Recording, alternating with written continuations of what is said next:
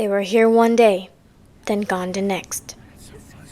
A lot of fear and uncertainty rippling through college campuses. Yeah, here in Northeast Ohio, 4 students at Kent State and 2 students at Cleveland State had theirs revoked. Nearly 40 international students in the Bay Area have now had their student visas revoked. So far, the federal government has not provided an explanation for canceling those visas.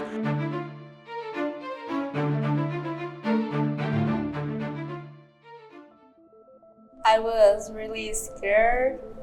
I felt that maybe that could be like one of me in the future, and I don't know. I didn't feel safe here. On April 11, 6 international students at Cal State Long Beach had their visas suddenly revoked, and Homeland Security never explained why. What we could do was, of course, contact the students right away, let them know that we had their back, that we were investigating, we were trying to figure out what was going on. We connected them with immigration lawyers. We talked to their faculty and their deans to make sure if they had to leave the country that they could get their classes online so they wouldn't lose progress in their educational programs. What we couldn't do is we couldn't reassure them entirely everything's going to be all right because we don't really have control over that. But even with the school support, there were limits. What couldn't be fixed was the feeling left behind, the quiet panic that settled into daily life. And for students like Judah, every choice started to feel like a risk. Like in everything I do pretty much, I always run it through myself. Like, is this okay to do? Am I going to get deported if I do this or this or that? Like, it kind of limits what I can do and my sense of fun in some aspects. Others found themselves making quiet preparations just in case the unthinkable happened. I even started telling my roommate hey, this is my information, or I have this box with my stuff in case something happened to me. And yes, so I don't know, maybe she can have information so she can help me in the future, I don't know. I was really worried, so I created this system so she can help me in the future.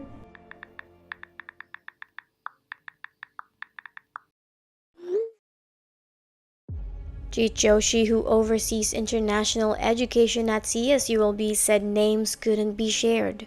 Homeland Security is drafting new rules, and any attention could put students in harm's way. I think the way I understand that is a lot of what the government does is a bit opaque. And so is there a difference to the common person between I don't understand that or that information is being deliberately kept from me? I think to your average person, even if they watch cable news or something, they're not making that distinction that we're moving from a time when or a process where things were more transparent and accountable to one where that accountability can't exist. And just because you individually aren't paying attention to it on the day-to-day, those are substantively big differences in what recourse you have and what accountability you have from your agents. The state of California has sued on behalf of these students as well, as have other states done that. You should also know that we are in collaboration with our state attorney general. The visas were reinstated, but the feeling of safety never returned. One student stopped in Hawaii, never came back. I think for her, she had the most, in my mind, I don't know what she would say, the most traumatic. she was actually stopped at a thing. The other students got emails, so they didn't have interaction with, an immigration officer. So I'm just assuming that it just seemed too scary for her to come back, but we'll have to find out. I hope she comes back. But we have arranged that she can finish her degree remotely, if that's what she chooses to do. So. The other 5 are still here, but the fear never left.